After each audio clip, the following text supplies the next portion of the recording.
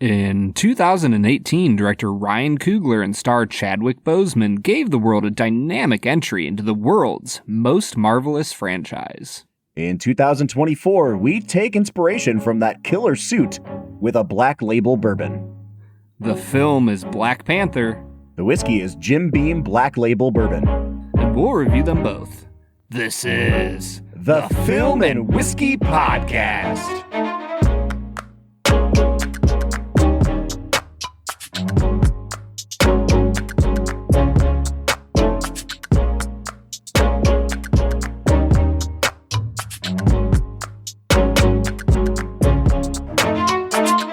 Welcome to the Film and Whiskey Podcast, where each week we review a classic movie and a glass of whiskey.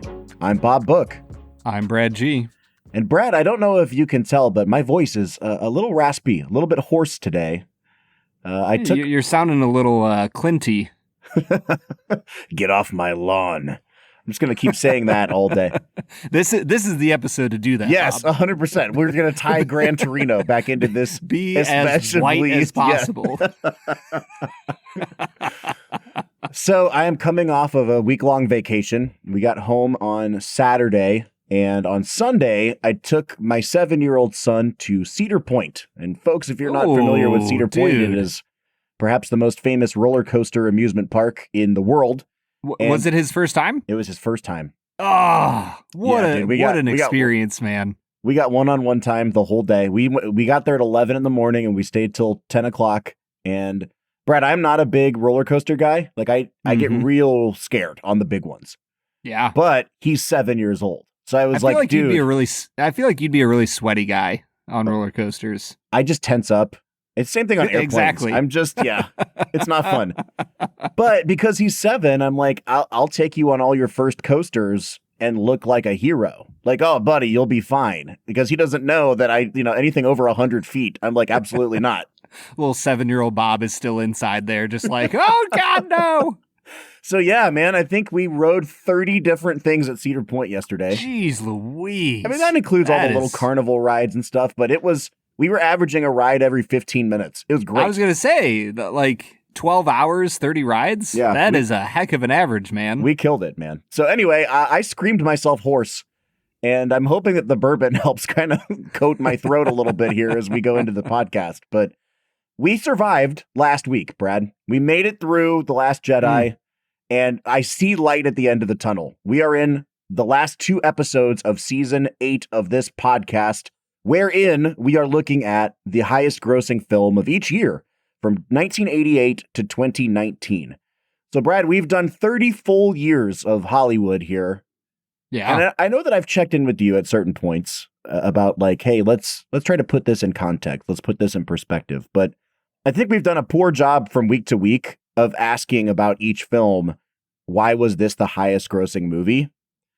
And now, if we try to do that with these last 2 episodes, it's kind of a moot point because the reason is because it was the Marvel movie that year. Because Marvel. Because Marvel. Now, here, clue me in on this.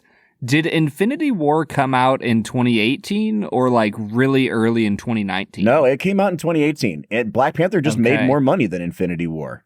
And I think especially since we're looking at the domestic box office and not worldwide, like Black Panther did not do as well outside of America as Avengers did. And for obvious reasons, which we'll talk about. Like this is like a very culturally American important movie. Yes. Like it was an event movie, especially for a specific demographic of people. And like, I don't know if that just doesn't play as well in China, but apparently Avengers did. That's what's kind of cool about this season is we're looking at the domestic box office, not necessarily just worldwide. And there's been some outliers because of that. You'd expect it to be Infinity War for this year, but it's not. Yeah, it makes sense to me why this would be a domestic huge hit. But I will say, Bob, the African-American population in the U.S., last I checked, is around like 12 to 13%. Yep. So if I had to venture a guess, this movie was way more popular than just the black population of America seeing it multiple times. Oh, for sure. Like this, like I guess what I'm trying to say is this movie had appeal far beyond what you would think it would. Absolutely. And I think what it did really well was it captured everybody that was going to see Marvel anyway. But then, like, I specifically remember going to the movie theater to watch this movie, and there was a sign on the door outside that was like, this one theater has been completely rented out by like an African-American church in the area. Sure. And like, yeah, everybody went. And I haven't seen that done since like the Passion of the Christ, when all the Catholics were like, we're going to rent the theater out for Jesus. Like, This was that big of an event. So are you saying that Chadwick Boseman was Black Jesus? Listen, man, I'm not saying anything, but the comparison certainly seems to be implied. So, Brad, let's jump into talking about the movie itself. And in order to do that, we need to get to our first segment of the day, which we call Brad Explains. Brad's gonna give us the movie plot with only 60 seconds ticking on the clock. So let's go ahead and hear your take with this little segment that we call Brad Explains. Brad Explains is the part of the podcast where Brad breaks down the plot of the film that he has just seen, often for the first time. Brad, what is your history with Black Panther? Is this your first time? This is my second time. Okay. I think I've said before on the podcast that I lost interest with Marvel following The Winter Soldier. Didn't watch anything for like 5 years. That probably came out in 2013. And right around Endgame time, a month or two beforehand, a few of my good friends who loved Marvel were like, Brad, we got to catch you up. So we watched a few of the newer films, the James Spader, whichever Avengers film that was. We watched Civil War. We watched Black Panther. We watched Infinity War. And I think maybe Spider-Man Homecoming. That was like my catch-up literature before I watched Endgame. And so, yeah, I watched it then, and I didn't really like it that much. I thought it was pretty boring. And I watched it again, and spoiler alert, still boring. Oh, wow. Okay. Dude, I feel like the end of this podcast season is just hell on earth for you, man. The Last Jedi, and then apparently 2 more movies that you probably don't like that much. So strap in, folks, for Brad to be miserable. Brad, you have 60 seconds on the clock to break down the plot of this movie, and go.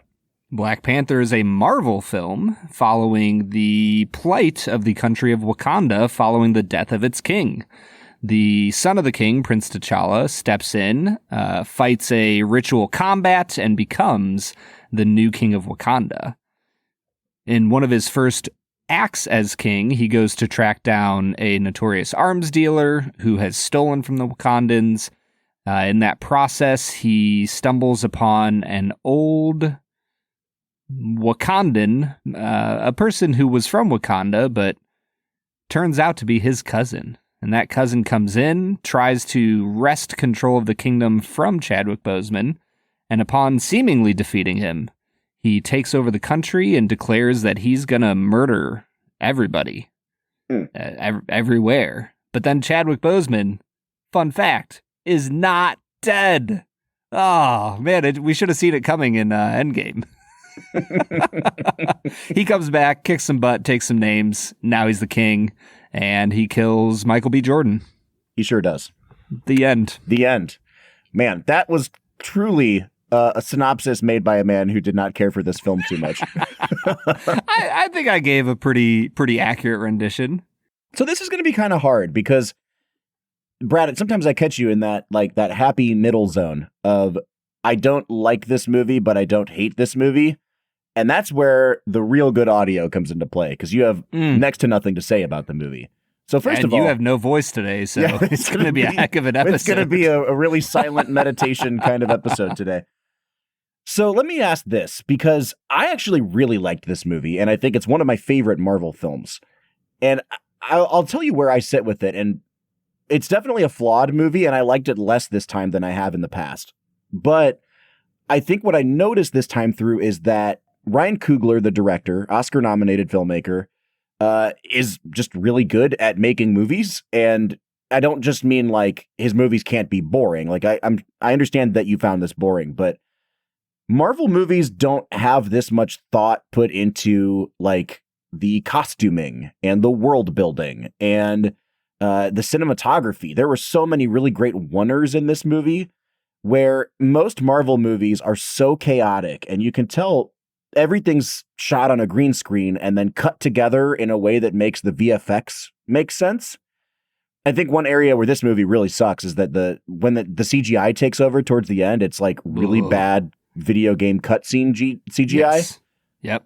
And so my big hot take is that the Marvel-y stuff about this movie is actually all the worst parts of this movie. And there's a really cool, I don't want to call it a political thriller, but kind of like castle intrigue story going on that makes for a really good movie. And then every time they have to be like, use the magic beads or, you press this button and your suit comes out of nowhere. I'm like, okay, the superhero stuff actually detracts from the rest of the movie for me.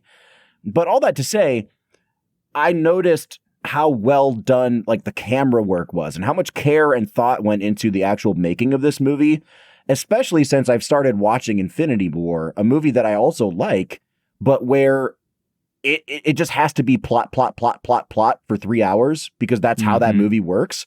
But there's no inventiveness. There's no care or thought put into any of the shot setups in that movie. Whereas in this one, it really did feel like, for better or for worse, everything was really planned out. Everything was storyboarded well. You could see the intent, I think, in the way the movie was shot. And so I kind of want to pick your brain on that front. As a guy who didn't care for the movie, what elements of the movie did you notice that still had merit to them? I think, oh man, you're just, I can already feel the animosity that's about to come, Bob.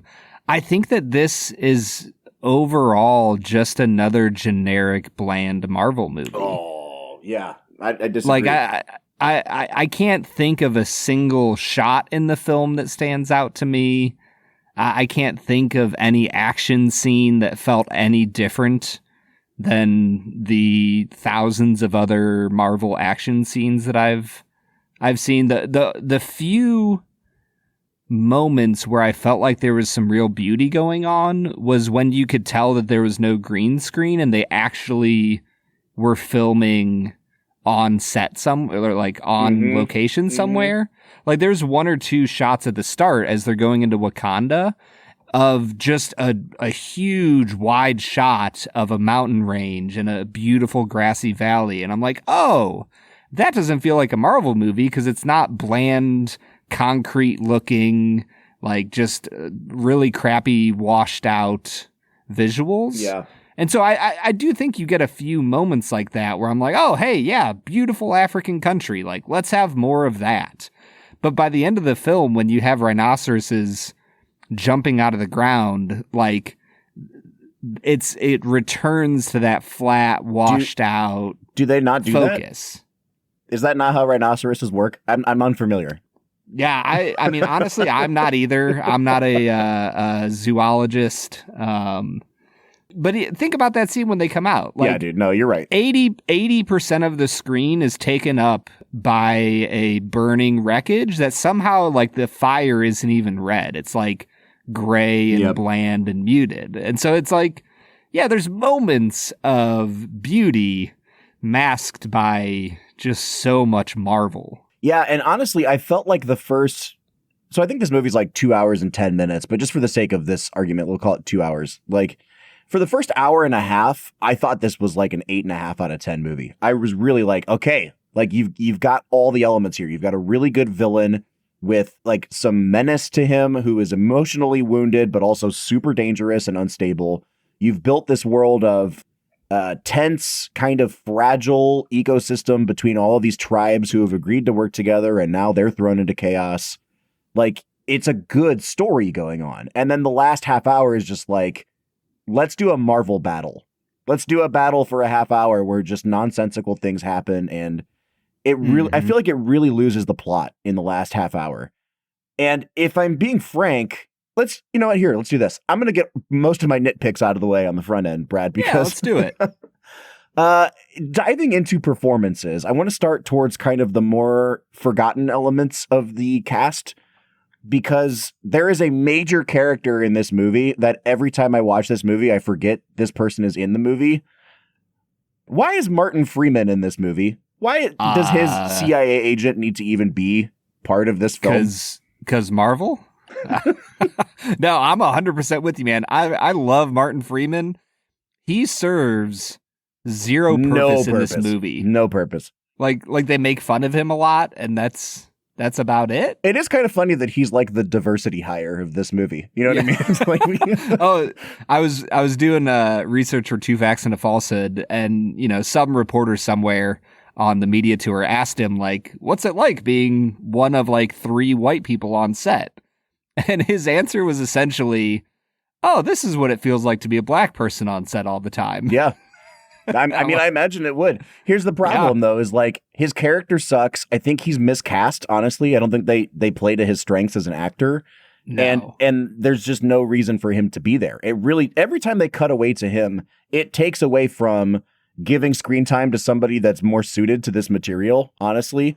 Because I think top to bottom, this is one of the best casts that a Marvel film has ever assembled. I count 3 Oscar winners and 3 additional Oscar nominees in the top like 8 people in this movie. It's pretty stacked, dude.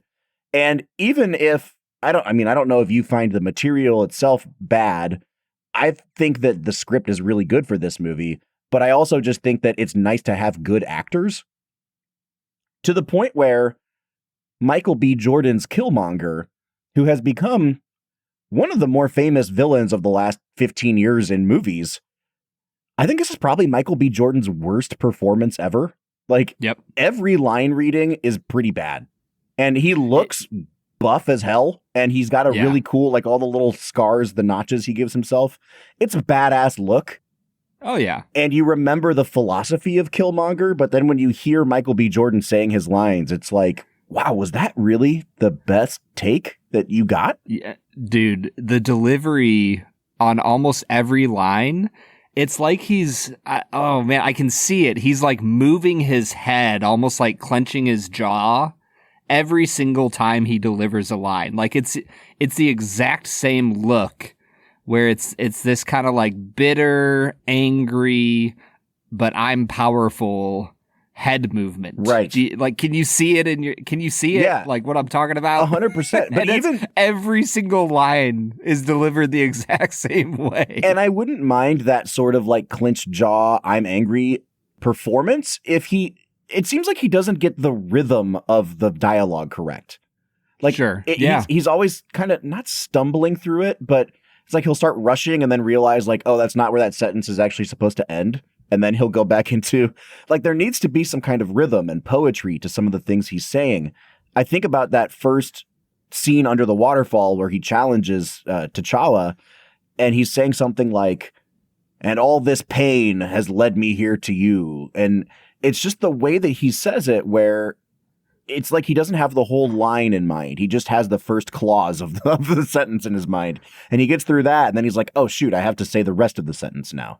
And every single line, it just sounds like it's the first time he's reading it out loud, as if they were recording it at like the table read when they first got the script.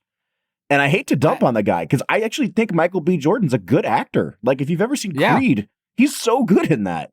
Oh, 100%, man. If I'm being blunt, Bob, I think it's because the American accent stands out so severely against all of the African accents that they have throughout the movie. Okay. I truly just feel like like the use of the American accent, because listen to Martin Freeman in the movie as well. Like obviously he doesn't do a perfect American accent, but it's pretty good. But he sounds the exact same way throughout the movie. There's no rhythm to the way he speaks. And who knows? Maybe this was intentional. Maybe I'm like reading something into Ryan Coogler's intent here. But anybody in this movie who speaks American English has almost zero rhythm or that's interesting. Authenticity to it. Yeah. Because I mean, even think about Gollum and Andy Serkis. Mm-hmm. Like even his voice feels like it fits in the movie way more than any of the two. I think it's just Martin Freeman and Michael B. Jordan, but any of the American accents in the film. Mm-hmm. No, that's a good point. I hadn't thought about that. So I guess you thought I wouldn't have anything to say today. So we've gotten through a couple people in the cast. I mean, I guess we should just kind of jump up to Chadwick Boseman at this point, who has become like a really interesting person to talk about because of his untimely death.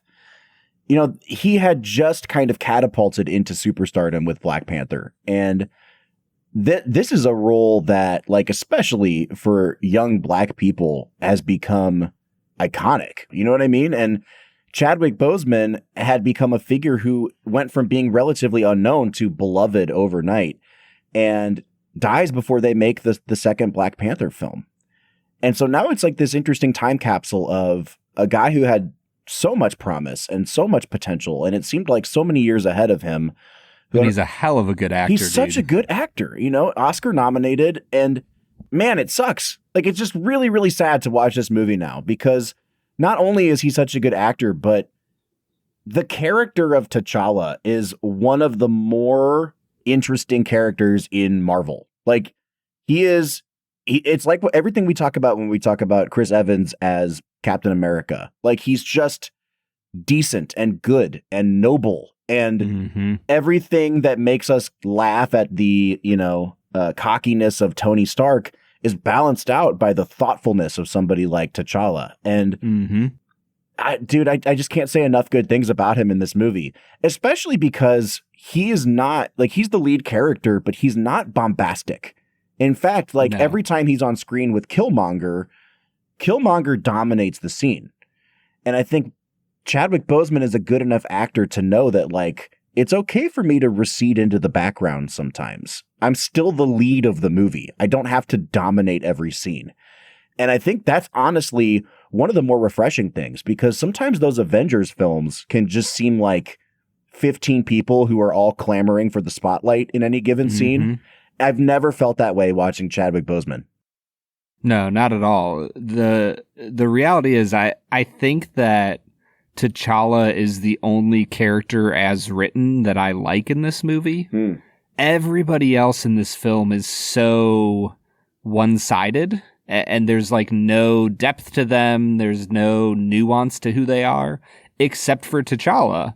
And I think that as he's written and as he's portrayed, there's a level of intrigue and interest, and you can feel T'Challa developing. Like, it feels like a Lion King-esque reality where he's truly seeking his ancestors' support and wisdom and guidance, and yet trying to forge his own way and trying to make his own path. And I love the movement from where he starts to where he ends. And I think the performance by Boseman ties it all together. It gives it a substance that, like you said, there's a lot of Marvel movies that lack the amount of acting chops that you have in Chadwick Boseman. Well, and again, I think that's one of the things I love about this cast. And if you could say anything negative about the movie, it's that they found a way to get like 6 or 7 Oscar nominees on screen together, but they don't all have Oscar-y roles. And I think at the end of the day, I'd still rather have it that way. Like, I'd rather be wondering, like, I wonder why Forrest Whitaker agreed to do this movie than to just have some dude that's like a C+ actor. You know what I mean? Sure. Like, it's nice to have A+ actors doing small roles and wondering, like, how'd they get that person here? Because like Lupita Nyong'o as the love interest in the movie, Nakia, she's good, but underdeveloped character, right? And Daniel Kaluuya as his name in the movie is Wakabi. He's the leader of the tribe that wears blue and kind of revolts against T'Challa. He's an Oscar winner now. He's been in so many movies. And like, what's he doing here? I don't know. Daniel Kaluuya, what did he win an Oscar for? So he won Best Supporting Actor a couple years ago for the movie Judas and the Black Messiah. That was a super good movie. But he's probably best known for, he's been in 2 or 3 of Jordan Peele's movies. He was in Get Out, and then he was the star of the movie Nope a year or 2 ago. All those movies I didn't watch because not a horror movie guy. Yeah, I was gonna say horror's not my jam. But even as you go down the cast list, like Angela Bassett as Ramonda, she's really good. And I think the one that stands out for me is Sterling K. Brown, who has like 3 minutes at the beginning of the movie as Njobu, the brother of the king, who gets killed. Sterling K. Brown is an actor that like I was completely unfamiliar with until This Is Us. And then I freaking loved the first couple seasons of This Is Us. And I've been following his career ever since. He was just nominated for an Oscar this year. He is such a good actor. It's like mind blowing.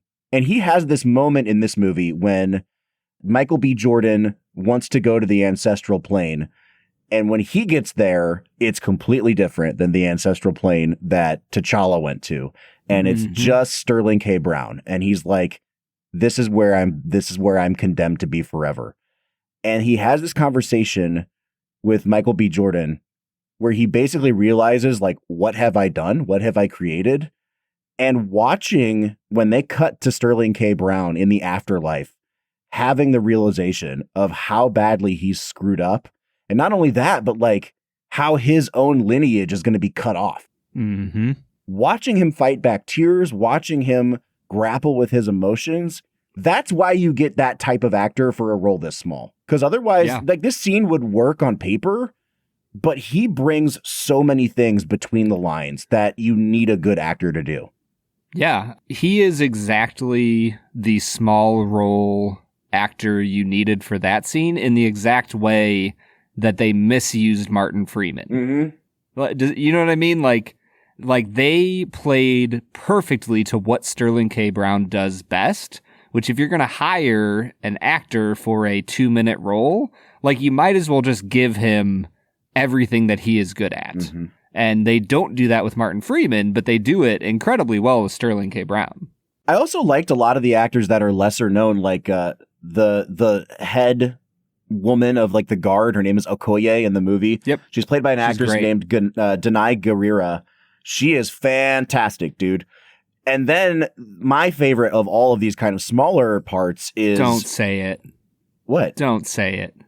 Who do you think I'm going to say? Are you going to say Letitia Wright? No, I was not. Although I think that she's good. I think she adds like some spice to the cast list. She's a funny role. But I think she's terrible. Well, we'll get to her. I want to talk about Winston Duke for 2 seconds as M'Baku. He's the head of the Jabari tribe. Dude, he's great. He's so good. He was in Jordan Peele's movie Us, and he's really good in that movie too. I freaking love him here, and I spent so much time wondering, like, who does he remind me of? Both physically and like his comedic timing and things like that. He reminds me so much of Tom Hardy. Like when I'm watching a Tom Hardy performance. I just watched him in the movie The Bike Riders, and he's really good in that. Winston Duke is like that, but what if Tom Hardy didn't do so much weird stuff and had a little bit more charisma?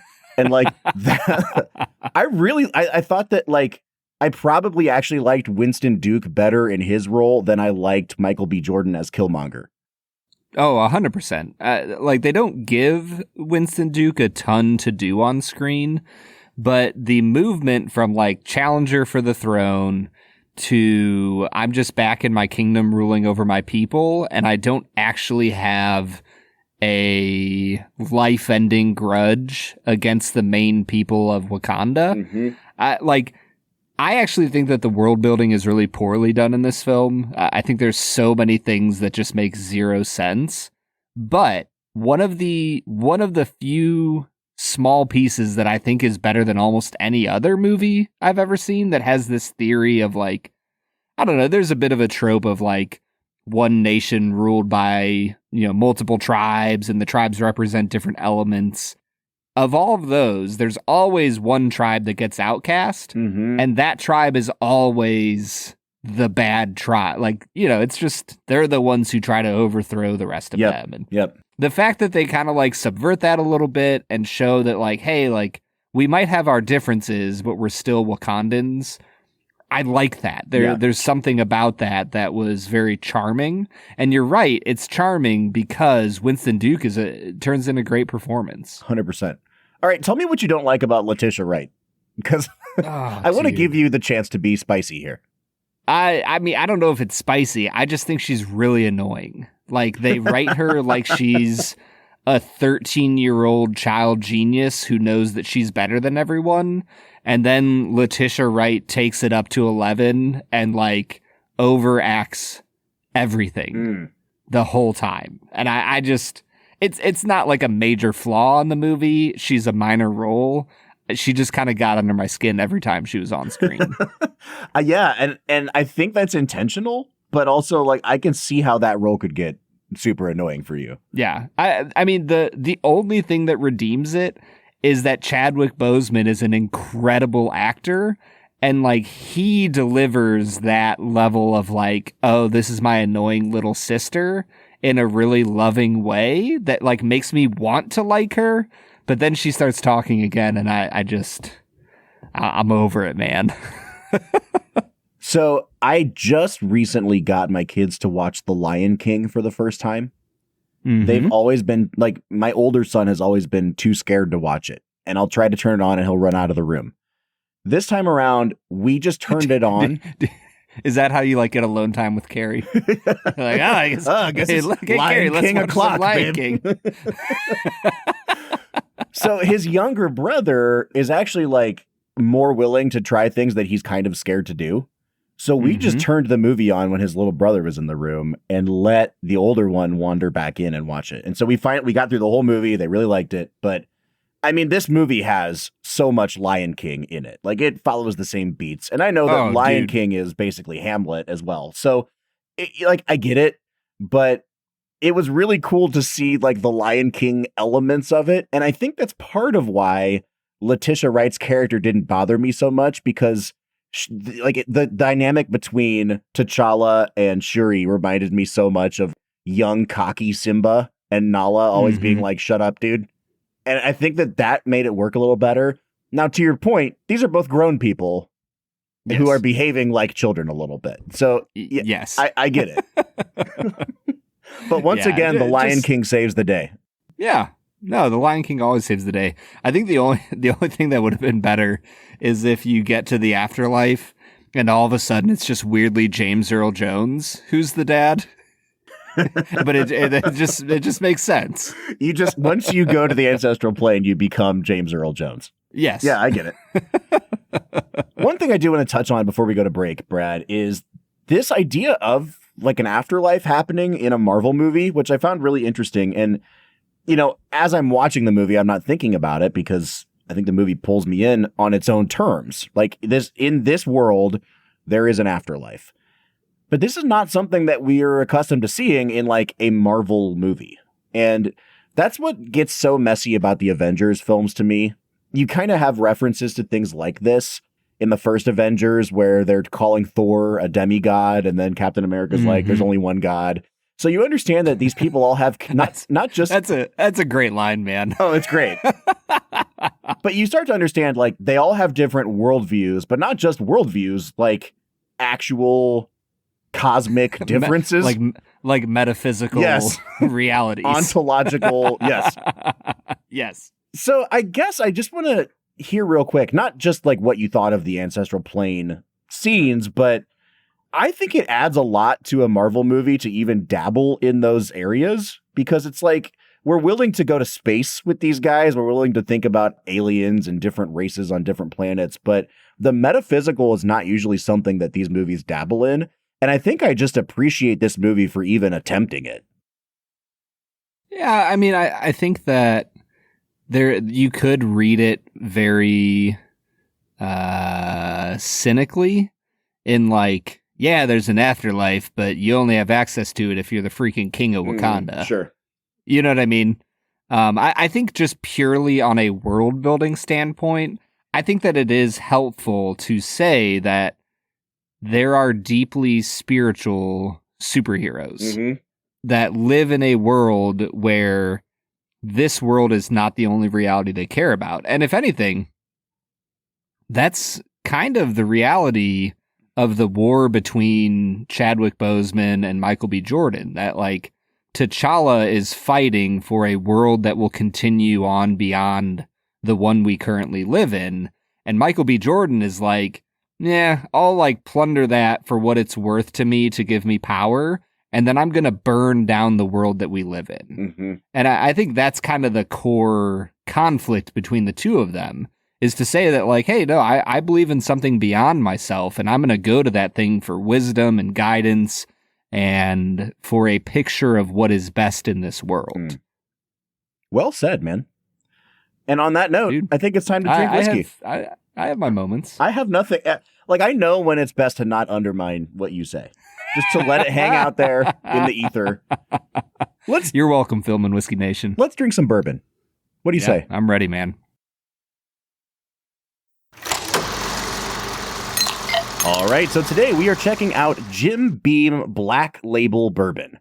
Now, Brad, before we even get into the review, I have to say this worked out kind of fortuitously. Sometimes we try to theme up our whiskeys with our movies, and it's pretty cool that we got Black Panther and Black Label Bourbon on the same week, but this was completely an accident. We were supposed to review this weeks and weeks ago, and I had assumed that because you can pick this up in the small little 50 ml bottles, that you and I would just have time to go out and grab it, and then we both totally forgot to do that. Yep. And we had to completely reshuffle our order around, but it brought us to this moment. So it's nice to have what looks like a well-thought-out pairing here that was complete accident. Oh, truly serendipitous. I'm just blown away by how life works out in our favor. Now, the second caveat that I'll give before we dive in is that within the last month, Jim Beam has introduced a new product, and it's called Jim Beam Black Label Bourbon 7-Year. And I thought, oh, how cool that they're doing another higher-end version of their Black Label Bourbon. Literally, this just happened in the last month. I see reviews online from June, so I know that it's not been very long. However, what I did not realize is that it's actually replacing the regular Jim Beam Black Label. From everything I can see on their website, they have scrubbed Black Label from existence and replaced it with Black Label 7-Year. So, I think what we're drinking today, Brad, is actually going to be obsolete by the time this thing posts. And yes, if not then, very soon. If we like it, we'll recommend it to you because you can probably go out and buy it at a discount because it seems like this is the last of its kind. Or maybe the price will go just skyrocketing. Who knows? This will become a collector's item for sure. Okay, so I somewhat doubt that, Bob. Here's the thing with Black Label Bourbon. Literally, they just say this about it. It's aged years longer than the original Jim Beam. I don't know what that means. How many years? Like, how much more well-aged is this? I think that's why I appreciate that they're putting a 7-year age statement on it now. Yeah. But I have to imagine this is a blend of something like a 5 to 7 year whiskey. Because if the regular Jim Beam is 4, then maybe this is a little bit more well-aged. At minimum, if I were to be pedantic, I would say it's 6 years old. Because years would indicate there you go. More than one. More than one. All right, so we're going to call this 6. Probably not more than 3 because 3 would be 7 and they're coming out with 7. Yeah. So this is 6-year bourbon. Yeah, just taking a wild guess. All right, so let's go ahead and dive in. Brad, we have been really hit or miss on these Jim Beam lower shelf products. This one's clocking in at 43% ABV, 86 proof. Let's go ahead and get to our nosing notes. And I'm going to kick us off here, Brad, because I'm drinking this live. I will say straight up, this is the most pleasant smelling of all the Jim Beam products we've had so far. Really nice, kind of simplistic sweetness, almost like a simple syrup, but there's some really good caramel character. I get a pop of almost like spun sugar. It smells like cotton candy a little bit to me. I like that a lot. And that's exactly what I want in my cheap whiskey. So I'm going to give this a 7 out of 10 on the nose. Yeah, I'm just a little below you, but I think it has the Beam nuttiness. There's caramel, there's vanilla. For me, it wasn't quite a cotton candy. It was a little more of like a bubblegum note. Sure. But basically the same thing. You know, if it was cotton candy, I'd be at a 7 out of 10, but, you know, bubblegum, we'll give it a 6.5 here. I wanted the cotton candy. When I get to the taste, it kind of just becomes exactly what we've had these last few weeks, Brad. There's quite a bit of just wateriness to this. It tastes really, really diluted. Dude, my first note is watery. Yeah, it's just super watery. Now, I'm going to take the devil's cut out of this, but so far we've tried, besides that, the double oaked and the single barrel. And the single barrel was pretty good. This has kind of those double oaked notes again. It tastes really oaky. It's a little bit bitter, and then it has that bubblegum sweetness to try to cover up for it. It's not a terrible whiskey, but like, if you put this in front of me and told me nothing about it, I would try this and I would note it's really diluted and it tastes just, I don't know, what's the word? not incoherent. Yeah, it doesn't cohere. It doesn't have a cohesiveness to it. So it's kind of all over the place. I would be able to immediately peg this as a bottom shelf whiskey. So take of that what you will, but it's just not that good, Brad. I'm going to give it just a 5.5 on the taste. Yeah, I'm with you, man. It's watery. There's like hints of things. There's caramel, there's vanilla, there's some peanuts. To me, it almost turned into a bit of a saltine cracker that's a little bit stale. I'm barely above you on this. I'm sitting at a 6 out of 10 on the palate. All right. So when it comes to finish, I think that's where this kind of shines. It has a little bit of spice to it. That bitterness is there, but it's more just like a toasted oak kind of flavor. I do think that this would be really good as like a Coke mixer. It probably wouldn't stand up in a cocktail because of the wateriness, but it has enough spice and oakiness to it that it would at least pop with a carbonated beverage. I think that, again, I'm not really going to give it any higher than a 6 here, but it's definitely a step up for me from the palate. Yeah, I think you stole my notes on this, Bob. The finish was easily the best part for me. I give it a 7 out of 10 here. I think the oakiness is really pleasant. There's some black pepper. And the sweetness finally transforms into like a really nice brown sugar for me. So I like the finish here, 7 out of 10. I think balance-wise, it's okay. Yeah. There's a consistency of what they're trying to go for. It's just all kind of at a C- level. So I'll give it a 6.5 on balance. I think that's a fair score. Like, I think they're shooting for a C- type whiskey here, and they're achieving it really well. And like, that sounds like an insult, but when you're talking about a $20 bottle of whiskey, like, they're not putting maximum effort into this thing. And I think that like, it's a passable product where none of the components of it are drastically worse than the other parts. So 6.5 is great. Now, like I said, for value, this is a $19.99 bottle of whiskey, or at least it was until recently. This is still currently being sold in the state of Ohio. The SKU looks like it's still active, so you can go buy this at $20. The 7-year version that's just premiered, Brad, is 90 proof and $27. So they're intending it to be a little bit of a step up, but not drastically so. Now, again, we haven't tried that one. I hope we get to it in the future, but at $20, I want you to consider this, Brad. Is this product by itself worth $20? / when you know that you can get a 7-year version of this for $7 more, does that impact your score any? Oh, man. Without having drank the 7-year, I think I'd say yes. I would still say for $20, if you are interested in getting into the world of whiskey, I think I would recommend this over something like Jim Beam White Label. Because in my mind, like, White Label is what, $16, $17? Yeah, somewhere in there. And at that point, you might as well spend $3 or $4 more and get this Black Label that I think it offers a decent experience for what you're paying for. So I'm at a 6.5 on the value, Bob. I don't think it's perfect. I think there are other better options around this price range, but I'm always going to give any company who's willing to make a $20 product and put some effort into it, I'm going to give them the benefit of the doubt. For sure. I'm giving it a 6.5 as well. And when I think about things you can get at this price point, you could get regular Four Roses for around this price. You can get Evan Williams. You can't get the White Label anymore, but you can get the 1783 for around this price point, which a lot of people like, but we've never really jived with that one. So at that price point, like, this is about the best you can do. It's a 6.5 for me because it's not Rebel 100, but like, it's definitely comparable to other things that are gunning for this C- kind of level.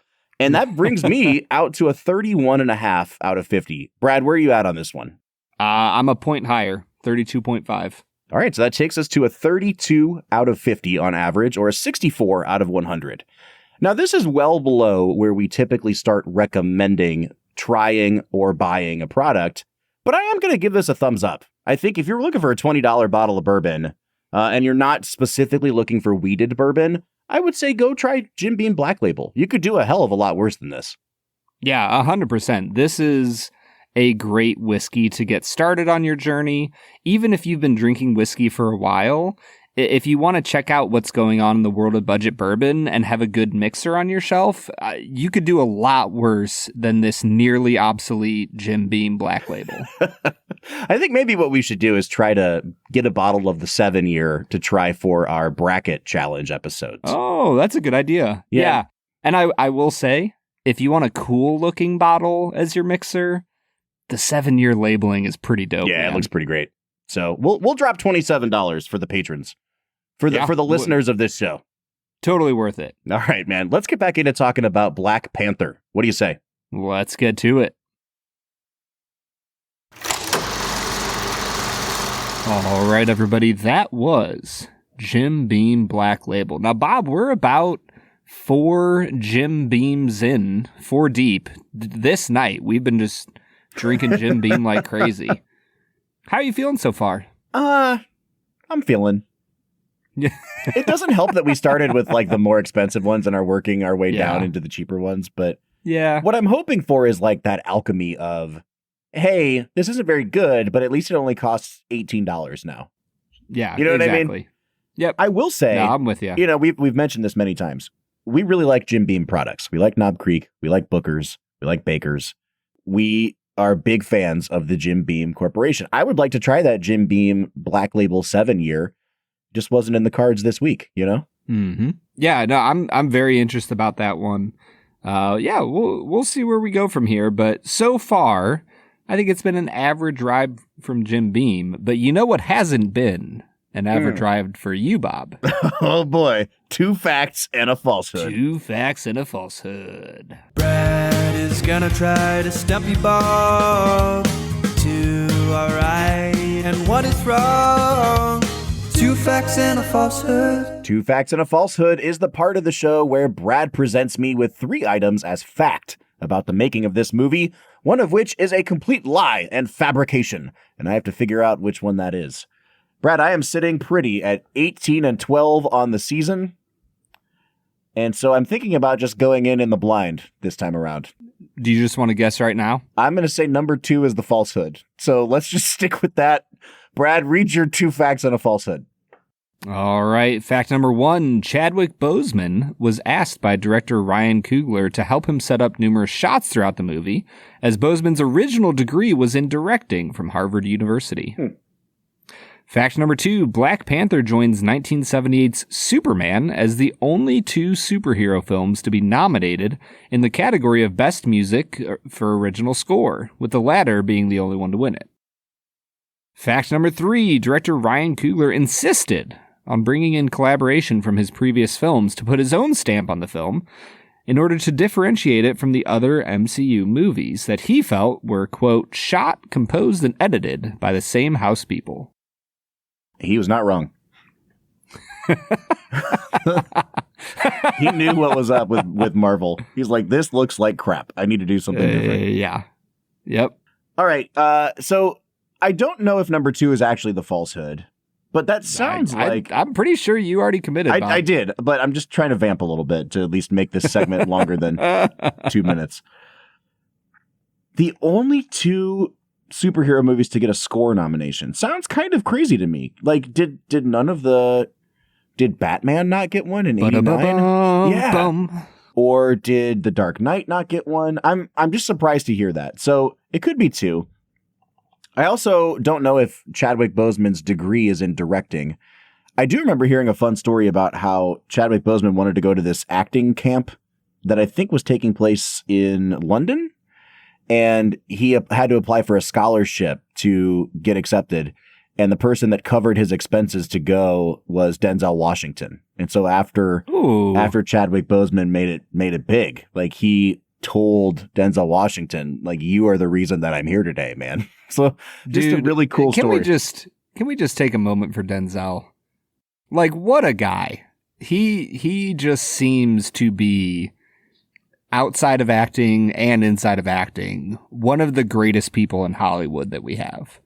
And he seems like he really stays above the fray in Hollywood too. Like he does not get mired in all of the things that we see happening in Hollywood. And I really appreciate that about him. Yeah. Although we thought the same thing about Will Smith for a long time. Yeah, and then he just straight up assaulted someone on stage. So, all right. Since I've already made my guess, I will say I just happened to Google the 2008 Oscar nominees. I guess 2009 Oscars. Dark Knight was not nominated for original score. So, who's to say? I locked in number 2 as The Falsehood. Brad, what is The Falsehood? The Falsehood is fact number 1. Nah. Yeah. Now, I will say, he does have a degree in directing from Harvard University. So that part is true. Oh, but he wasn't asked to help at all? Nah, he didn't help. Oh, that's more insulting. Like, hey, I know you have a degree, but I'm good. I'm Ryan Coogler. I'm Ryan Coogler, dang it. I know that he also went on and received formal training at Oxford University. So, in specifically in acting. Wow, that's awesome. Yeah, Chadwick Boseman, awesome guy. Educated man.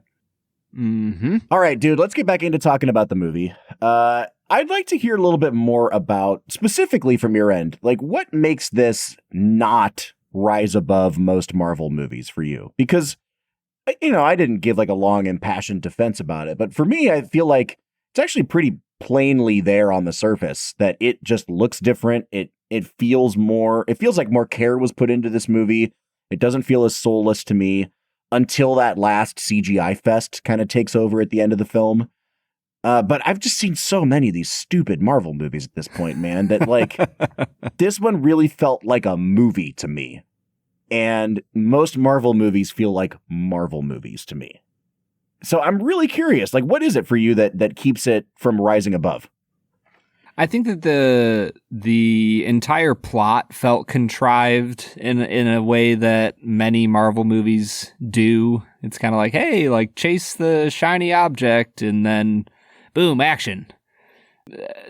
As much as I really liked Andy Serkis in this, I think that Andy Serkis is just a great actor all around. The whole what's his name, Claw? Yep. Like the whole Claw subplot just felt kind of bland and like any other generic Marvel movie. The whole scene where they're like going to question him with Martin Freeman is just not written well. There's just a lot of this movie that feels slow paced and boring and kind of like a retread of so many other movies that we've seen. Like T'Challa is like partially James Bond super spy that has his own private Q who's making him gadgets. And he's part Simba who's a little bit wiser. And I don't know, like there's just so much of this film that felt like a retread of so many other films that it didn't feel very original or like it had a lot to say that was really interesting. I think that's fair. I would push back, though, to say that that's kind of just how superhero movies are, like, and that's not a defense for them, but I actually really loved kind of playing this mental game this time around with this movie, which is like, what parts of the movie do I like versus which parts do I not like? And it was all the Marvel-y stuff that I didn't like, which made me start wondering, why do I like this other stuff? And it's like, oh, because it's a really well done version of this, either a spy movie or a political intrigue movie, or the cool like Tribes of a Kingdom type movie, the stuff that I love of like the Kingdom of Rohan from Two Towers. That kind of stuff is really, really cool to me. And the scene that you're talking about, that interrogation scene, I thought it was going to be a rehash of the Joker interrogation from The Dark Knight. And what it turns out to be is a really fun Mission Impossible scene where somebody gets broken out and then they have to do this merry chase through the streets. I really liked that. Like, I just think that it was like watching an Ethan Hunt type thing. Yeah, but just hold on one second, Bob. Why didn't Chadwick Boseman pop out of the walls in a tank? I mean, tell me that would not have been way better. We needed the GoldenEye approach. To your point, though, the James Bondiness of it is like when they go to, is it Seoul? Where did they go to? Like an Asian country for a hot second. Yes. Yeah, I believe it's Busan, maybe. Oh, it South was Busan. Korea. You're right. And it was like, hey, what if we did Skyfall in a Marvel movie. And I was like, you know what? This looks very clearly inspired by that one scene in Skyfall, but I don't care right now. Because there was also some really inventive camera movements. When they all start fighting, there's this great shot of it, like starts on the second floor and pans down to the first floor, and you kind of get each person fighting, and it's an unbroken shot that they disguise with some cool wipes across the screen. But I once again, it's just like, you know what? I would rather see more superhero movies like this. If he's going to have a guy that's like Q making him gadgets, awesome. Because you know who else does that? Freaking Bruce Wayne. And to be honest with you, Bruce Wayne is a downer, and he seems like a terrible hang. Especially like this new Robert Pattinson Batman just sucks. I hate that. And I'd rather hang out with T'Challa. If you're gonna have cool gadgets and be a superhero, like, let's go to Wakanda. That sounds fun. I actually watched what's it called? The Batman. The Batman. Yeah, not a great movie. They should call the sequel A Batman. And then This Batman. That Batman. That Some Batman. Of Batman. So anyway, I guess what I'm saying is like, yeah, everything in a superhero movie is derivative of something else. Yeah. I think where this one rises above is it's like, if you're going to rip something off as a filmmaker, you have to have the chops as a director to sell it. And this is something we've talked about with Spielberg, with Scorsese. They're constantly paying homage to things. And I think a movie like this, it's like, I can see the homage, and then I can see where it's a jumping off point to do something that we haven't seen before. And I think Coogler is a good enough filmmaker, and I've seen enough of his movies that, like, I know that this is intentional. It's not the same as it is with the Russo brothers when you get to the Avengers movies, because I just don't think those guys are good filmmakers. So maybe it's me just like giving Coogler the benefit of the doubt here, but more of that worked for me. I think for me, it gets lost in the shuffle, man. I mean, I've never seen, to my knowledge, I've not seen any other Ryan Coogler films. You haven't seen Creed? I might have. I'm trying to remember if I've seen Creed. Oh, dude, I think Creed I saw the first good. one. Oh man, I think I did see the first one. I did not see the second or third or fourth or fifth. I don't know. How many have they made at this point? 3. Yeah, no, I've not seen any of the other Creeds. So there you go. I've seen Creed. I've seen this. I just think it's way too Marvel-y, man. There is so much in this film that's really boring and repetitive. And I think the thing for me, if we can get into talking about kind of the message of the movie, there's just so much of the film that I appreciate Chadwick Boseman taking a measured approach and saying, hey, like, let's examine our past and figure out maybe we weren't doing something right. And let's not overreact and swing the pendulum way to the other side like Killmonger. Like, I really enjoy that level of the messaging in this film. I think my struggle is believing that Wakanda would have done what it did in the first place. Like, to me, it's so wildly unbelievable that this African nation that has been advanced beyond any technological means known to man because of an asteroid that randomly landed in its territory, thousands of years ago, that they would just watch everything in their country and be like, yeah, it's fine. It's all good. Slaves getting taken out over to America, slaves getting taken up into Arabia, totally fine. We're just going to leave it be. We're just gonna chill behind this shield. And it gets played out in Oakland where, he kills his brother and then is like, yeah, his son, nah, let's just leave him. Like, hold on a second. To me, that is the most wildly implausible setup for the rest of the movie. And so it kind of makes the rest of it feel just contrived and a little bit ridiculous to me. I think that's a fair criticism. Like, yes, it's hard to imagine a country doing that. It's also, I mean, I think we also have enough examples in the real world of countries with a lot of resources that chose isolationism as a practice. Like, this is not the most challenging metaphor to parse out, like what Ryan Coogler and company are trying to say here. But you know what? At the end of the day, man, like, I think they did a good enough job building out the world of the inner workings of the politics of Wakanda and establishing we have a really long history and we have a tradition and we do not deviate from that tradition. That the metaphor part of it for me is like, yeah, I can see how that metaphor could be problematic. I also like just didn't, I don't want to say I didn't pay attention to the metaphor. I think the movie works as well if you just leave the metaphor on the back burner. And I feel like even if we're talking about this movie in comparison to Last Jedi last week, you know, I like that movie a lot. That movie is much more in your face about what it's trying to say. Like this, I don't feel like this movie has a Canto bite. You know what I mean? Sure. Yeah. And so, yeah, I can see how you could have problems with some of the metaphors the movie's trying to make, but also like it wasn't as big of a part of the movie for me. And so it was easier to kind of move past.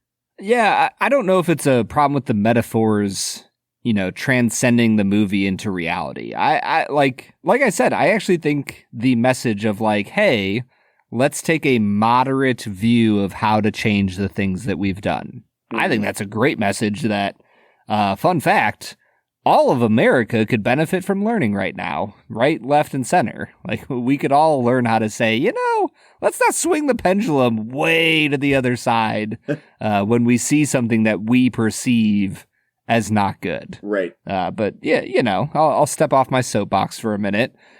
I think that the main problem is internal to the movie.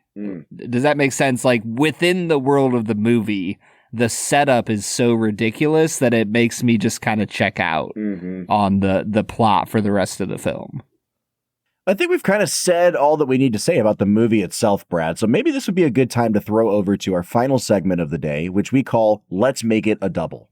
We're near the end of the episode, so thanks for listening to the Film and Whiskey Show. Let's pair another film with this one, even if it's a struggle. It's our final segment of the day, now let's make it a double. Let's Make It a Double is the part of the show where we pick a movie to pair up with this one to make the perfect double feature. Brad, would you like to go first, or would you like me to go first here?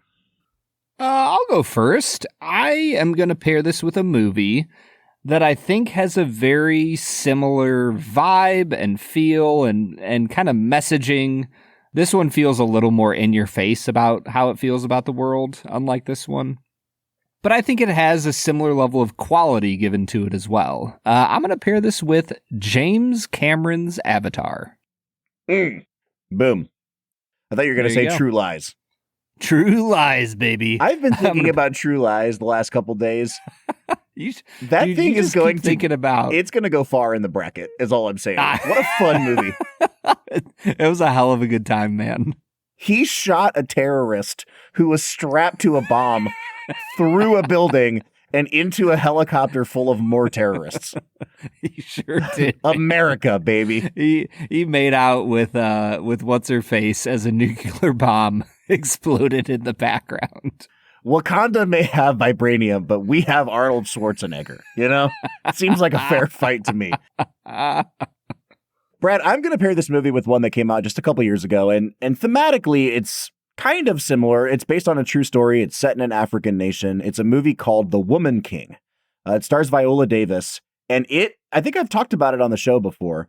What I loved so much about that movie is that I went into it expecting it to be the topic of, like, you know, the lightning rod movie of the moment where everyone's talking about, like, oh, of course, a movie about a woman king and it's an all black cast and blah, blah, blah.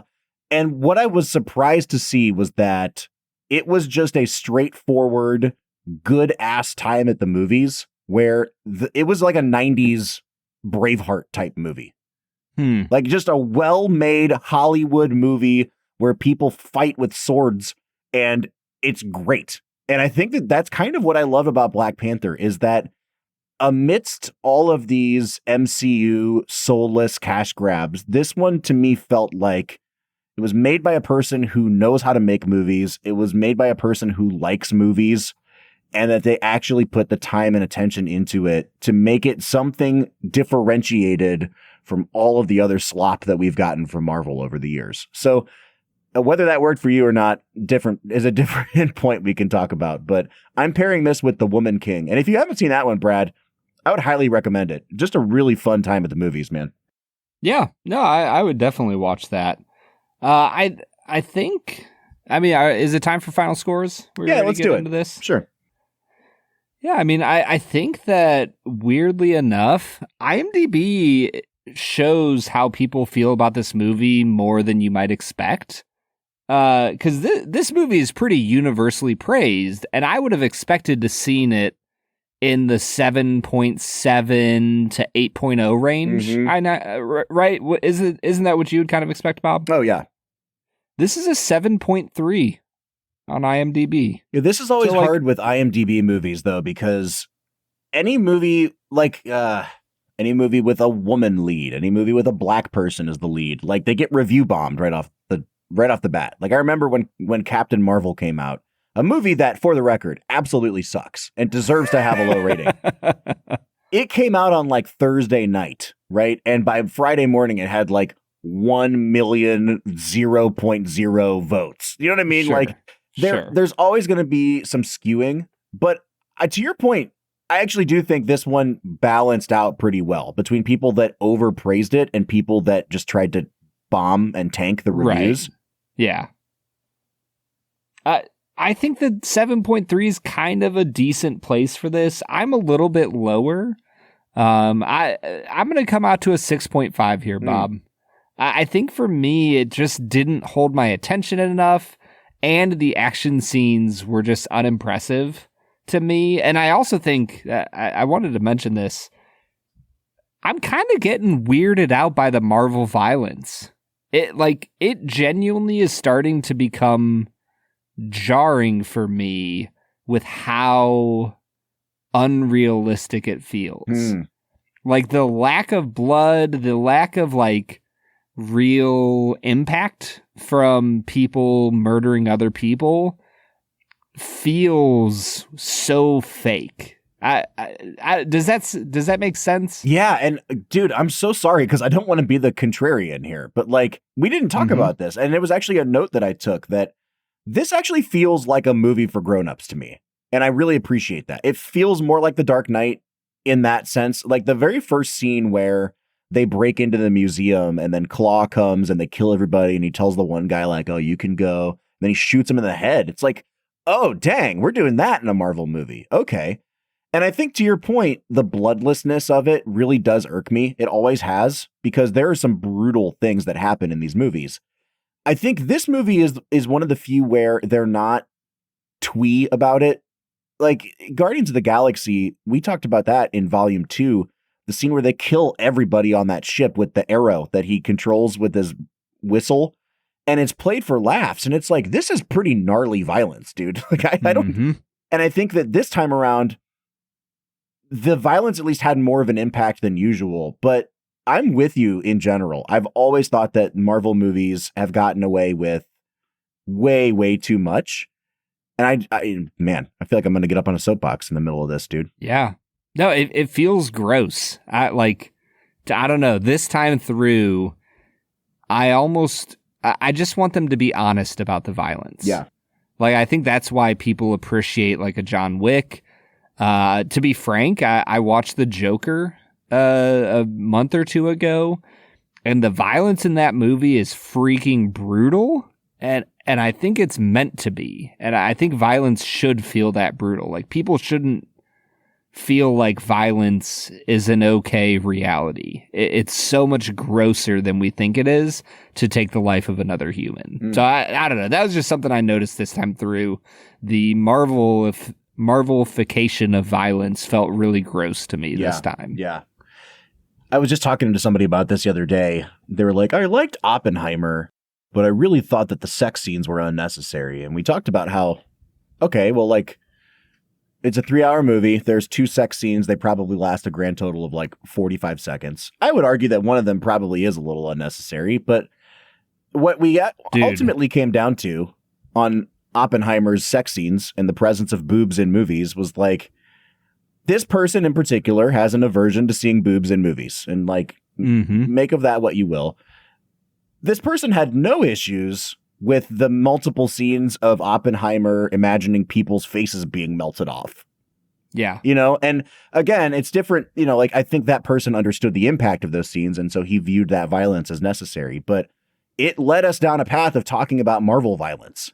Yeah. And it's like, dude, Titanic is a PG-13 movie wherein Kate Winslet's boobs are on screen for like a solid 5 minutes straight. And in 1997, I was like 6.5 years old in that movie theater looking at Kate Winslet topless for 5 minutes. And that was what a PG-13 movie was back then. Now, you can't even suggest sex in movies, but you can have these Marvel characters brutally murdering people. And to me, I watch these movies and I'm like, this looks way more like a rated R movie than anything that I can remember growing up as a kid. Yeah. You and me watched Independence Day, which is a PG-13 movie. And like the Marvel violence feels significantly more brutal than what we watched in a movie like that. Dude, I'm with you 100%. I just want to go back to the Oppenheimer sex scene really quick, solely for the fact that I am an avid, I don't think you should portray sex so graphically in movies. I'm also apparently at a point where I don't think you should portray violence unless you truly, honestly show how violent and brutal it is. The sex scene in Oppenheimer where he's sitting in the room, in the inquiry room, might be the single best usage of sex in a movie that I've ever seen in my life. Totally necessary to what was going on in that character's head. 100%. And to show what it would feel like for Emily Blunt's character to be sitting in that room, what's going through her brain. Absolutely brilliant. Beyond recognition how great Nolan did in creating that scene. So for the record, what we're saying, fully endorsing as Film and Whiskey, is bring back boobs in movies. So many. Less violence, more boobs. more titties. All right, Brad. And on that front, I'm going to give Black Panther an 8 out of 10. Not enough boobs. That's my note in this movie. I really do love this movie. I had it an 8.5 coming into the viewing, and then I truly feel like that last half hour is just real messy. And I kind of think that there was probably some notes coming in from the studio, and it's been well documented how rushed Marvel put this movie out, that they didn't give the VFX team any time at the end of the day, which is kind of out of Ryan Coogler's hands too. And I think that they were trying to make a certain date so that they could get Infinity War out and on screens. And this movie is just the victim of that, which sucks. But at the end of the day, you can't make excuses for why the ending of a movie is not good. Yeah. Dude, could you imagine though? Let's just say that Disney/Marvel was a well-reasoned out movie studio, and they were like, you know what? We're not going to sacrifice quality of movie. We'll push back Infinity War. We'll push back Endgame. Oh, wait, now it's 2020. And could you imagine if Endgame got messed up by COVID? Well, I think my response is how many more people would have died in COVID because they insisted on going to see Endgame in the theater? Yeah.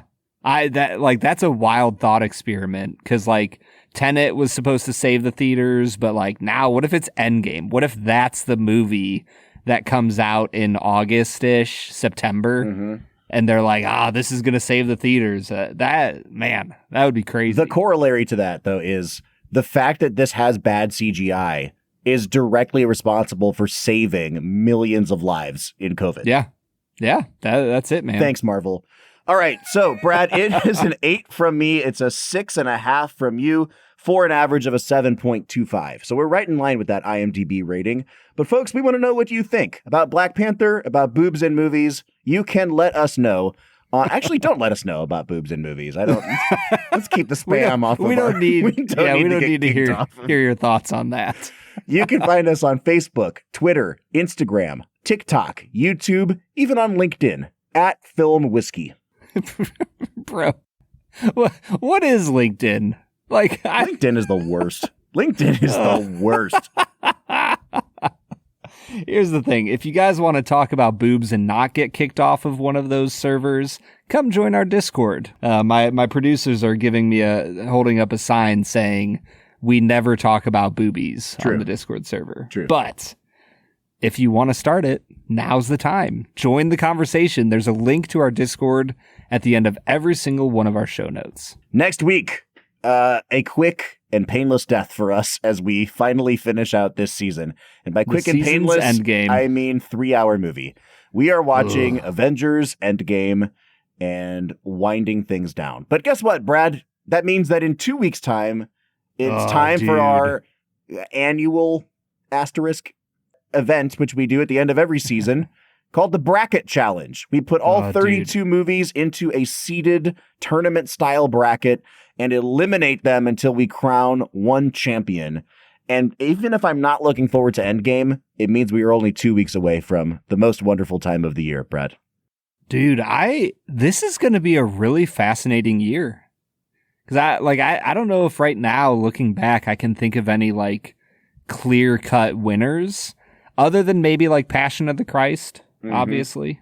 Mm-hmm. Yeah, that's obviously the number one seed, right? Of course. Come on, man. All right, so join us next week for Endgame. Join us in 2 weeks for the Bracket Challenge. But until then, I'm Bob Book. I'm Brad G. And we'll see you next time.